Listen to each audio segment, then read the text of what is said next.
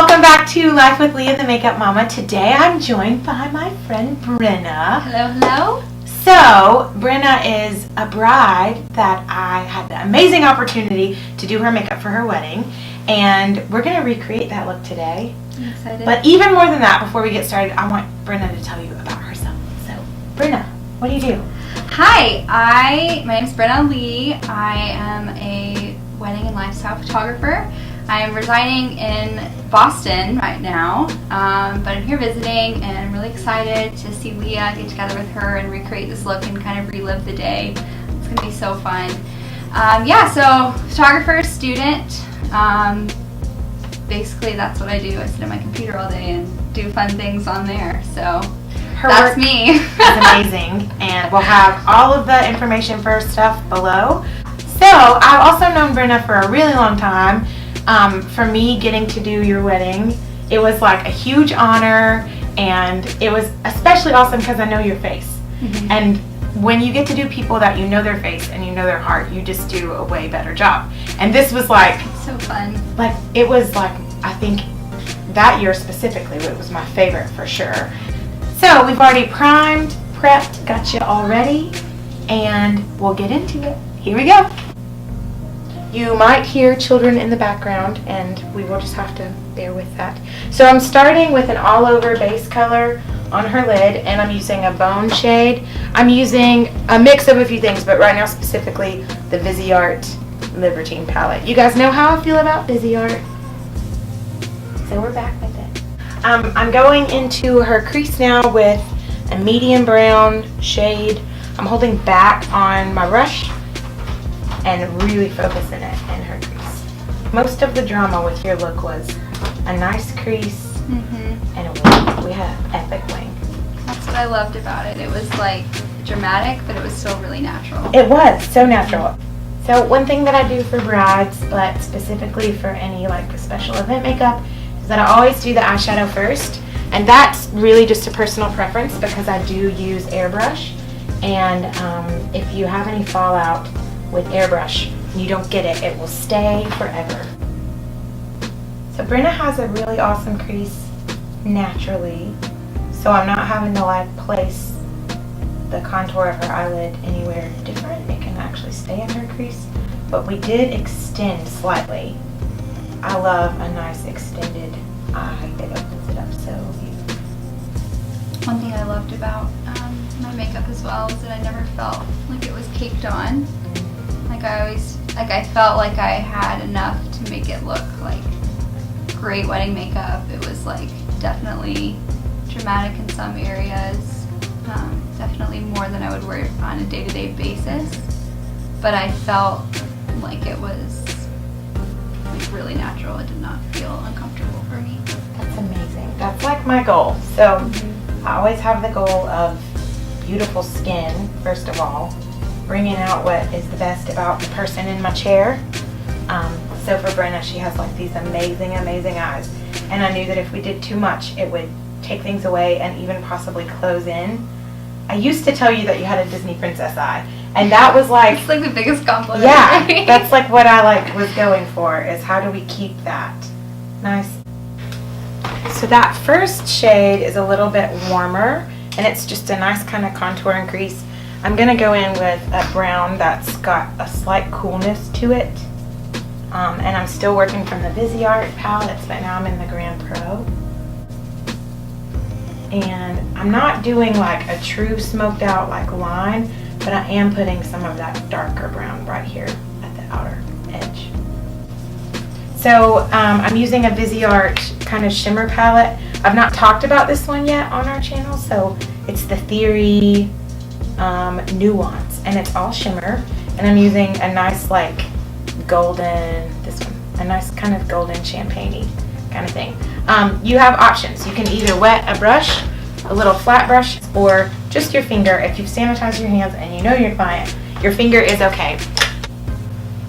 So we're putting that really on the mobile lid, but instead of just keeping it right in that inside corner, we kind of took it a little more all over that mobile section.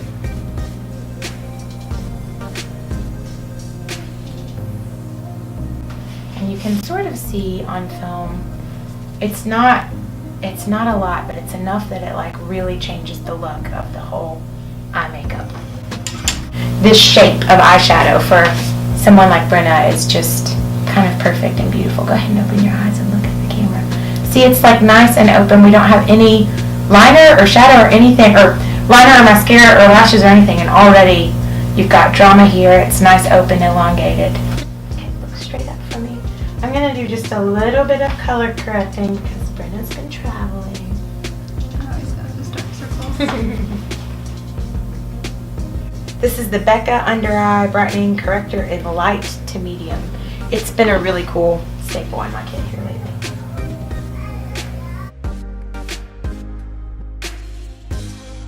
I used the It Cosmetics Baba Under Eye in 10, so light fair 10.0, and I put just a tiny like dot of it on the back of my hand.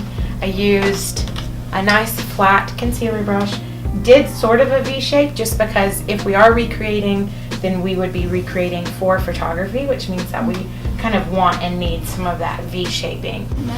Yeah, a little V shape. Yeah. It like gives your face a slight facelift. It brings everything, and it brings all the focus like right here. It makes your face into a little heart, which you already are anyway.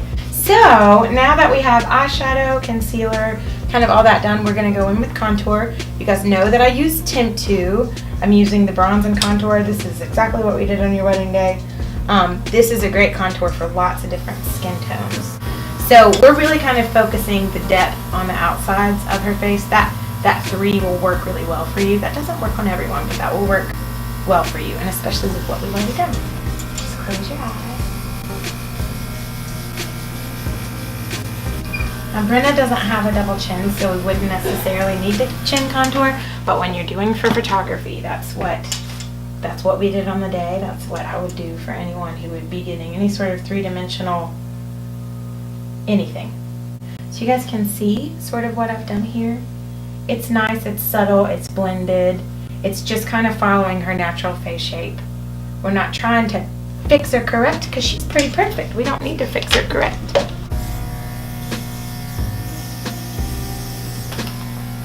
Now, because I know that we went full on glow-tastic, we did a little extra glow. And then I probably won't fully blend all of that out. We'll probably just leave, because we'll do foundation over top of that. So it's just a nice, like, dang girl, you're gorgeous. So we used a blush shade by Tint 2 called Soft Peach. I loved my blush shade. It was like perfect. Gorgeous. So one thing for brides, for bridal clients, or even for yourself, is that if you have any natural redness to your skin, it's really important to choose a blush tone that's going to be kind of your natural redness. So we don't have foundation on right now, so you can really see the tone of this. But if you look here where we put the blush, and then you look back over here where Brenna has just a natural redness, I've made them the same in tone. So let's say it's the end of the night and you've had an extra glass of champagne and you just brought, or you're nervous or whatever, dancing your booty off, and you've just brought out a little extra redness. You want your blush to be able to, like, is that just Brenna being slightly flushed, or is that on purpose? We want it to be on purpose. So you can use things like a little redness in the skin to your advantage. So in choosing Brenna's foundation, I know that she's got some redness. I wanted to choose something that was a little bit more yellow, had a little yellow in it, just to kind of help correct even with her foundation. So it's blended perfectly. We've got one side done. You can see all of that, like any harshness that we had from the contour and blush is kind of gone, and then that's just the side. And don't worry, we'll blend that back out. So as far as foundation goes, we could kind of be done there, but even you can tell on camera, it's just not as blended as what I like. So enter our beauty blender. This is another random but good tip for if you have clients in your chair, specifically if you have a bridal client. Once you kind of get the foundation done, that's when photographers, videographers might come in, and you don't want them to be mad at you for keeping concealer lips. So just take a little bit of a gloss. This is a good time to moisturize too. Something with just a little bit of color, and just kind of put that on.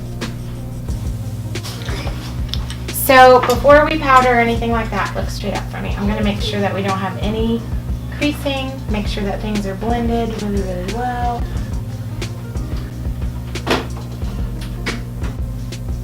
I know y'all can tell I'm using just a really little brush, and I'm partly doing that because again, airbrush doesn't have to be powdered, but I'm knocking back shine where either there's too much or where people would possibly get oily. In the South, and because I'm old school, we learned to powder. Okay, so at this point I would measure lashes. We have already measured, and they're a really good fit. I don't have to trim or anything. So this is where we put on a little lash glue. This is going to be like a good tip. I think that will hopefully help a lot of people. I get the glue on. I like to use the one like this because I have more control. Do a nice thin layer. The big trick that I have is that I don't let them close their eyes. I ask you to look down. So if you look down for me, and I'll sort of point out, but on everyone's eye, right before the lash, there's like a slightly puffy part of your skin. That is exactly where the lash goes. Now, if you close your eyes, go ahead and close for me, I can still sort of see it, but I can't quite get to it quite as well as if I have her open. So open and just look down. This is also a good chance as a makeup artist to wear a necklace so that you're like saying, look right here at my necklace, or my Girls Support Girls shirt. Look at that instead of just like, look at my chest. Right. So she's looking down. I'm not taking it all the way to her outside edge or her inside. I'm literally just kind of placing it truly in the middle of her natural lash. I want the falsies to be surrounded by natural lash. It will help us hide the falsies. Where you place your lashes can change everything. It's also important to communicate to your clients that false lashes feel heavy for about 10 to 15 minutes. You're just sort of hyper aware, and then you forget about them. Because people that have never worn them before, you put them on and then they're like, ah, I hate this. And I had never worn them before. Yeah. And I totally forgot. Okay, so I wait to line the eyes until the lashes are on, because I use that as a chance to hide false lashes. So if you're like, where's the liner been? That's what we're waiting on. While we're waiting on that, we're going to move on to lips. We did a really beautiful a nude that had a slight peach and a slight brown tone to it. I mixed Kat Von D Noble and Kat Von D Ludwig, and then I put a little bit of the Lancome Staining Gloss in 202. But we made this really beautiful, it's like a peach pink brown nude kind of thing.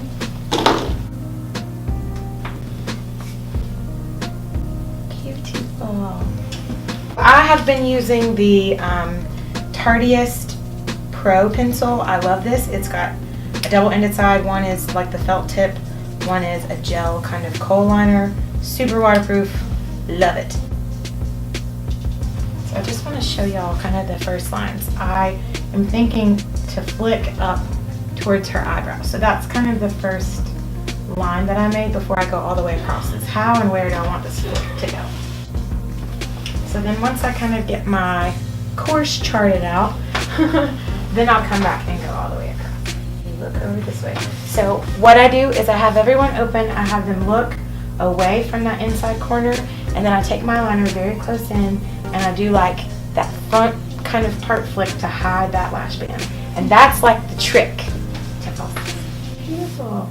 Look at the camera. Close. Awesome. And then we're going to get up for me. Ow. Sorry, I'm still laughing about that. We try to edit all the kids stuff out, but that one will have to be ow. Saved. So on her very bottom lash, we did sort of the same tone as her crease.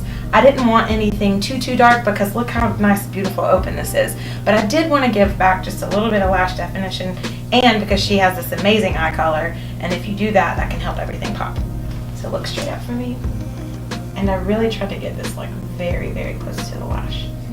Okay, so Brenna's eyebrows on her wedding day, this is something that I really love. I really love it that if you have a thing that's like your thing, that we work on it together. So I'll show you exactly what I did. I sort of got started and then let her kind of go back in and make them a little more her, which is fun.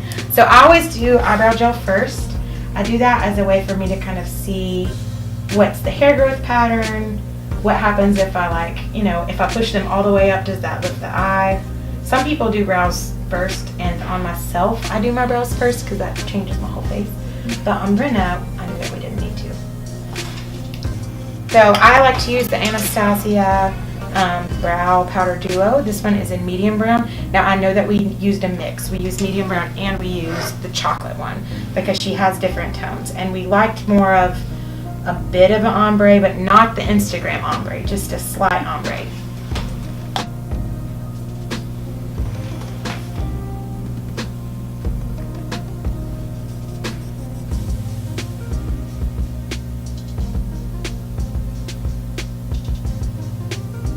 When we did her makeup for her wedding, she had a consult with me, a trial, where we tried the look out, and a couple of things that we knew. The first in the consult, we took a little more purple because I was thinking, like, how do I bring her eyes out? Well, then after that, we decided to go more browns, and I have to say I love the more brown tone. The other thing that we realized is that everybody does brows different, and there's a couple of things that Brenna does that from the trial, like we didn't do this in the trial, I just let you see how I do it. And then on her wedding day, after I kind of got the plan, I was like, here. So we'll do that again. I'll hold your mirror. I really like to feel like you get to customize your wedding look with me. You get to make it like fully who you are. And sometimes that means you gotta do your own little brow thing. Is that too much? No, I think that's exactly what we did. So that's one of those things that like just the tiniest little thing makes you feel more like you. Don't be afraid to tell your makeup artist that. Don't be afraid to communicate. And even say, hey, let's do this together. I love that. It's fun.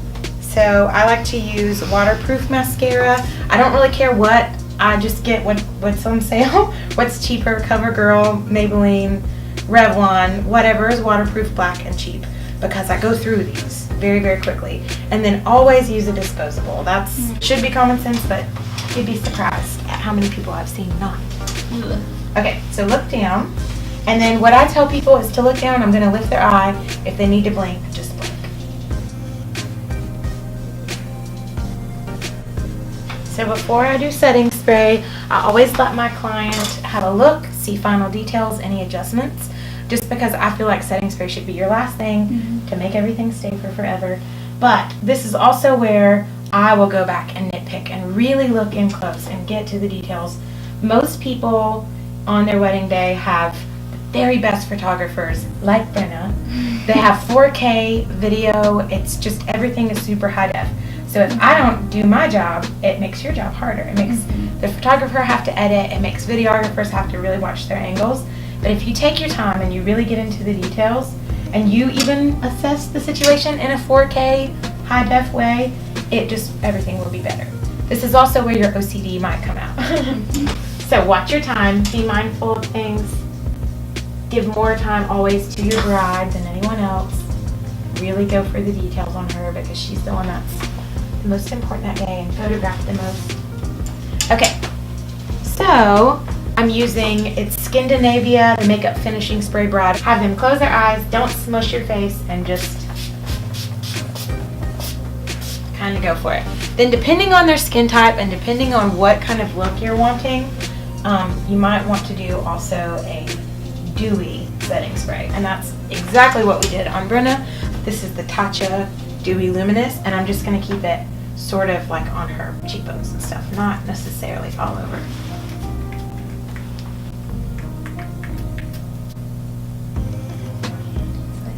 And we're done. Beautiful.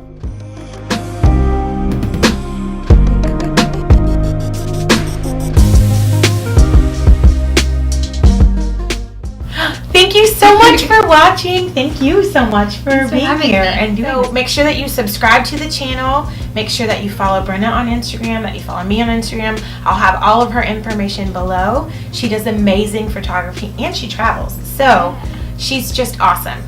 Thank you. Thanks. Bye-bye. Bye. Do all the things. Subscribing.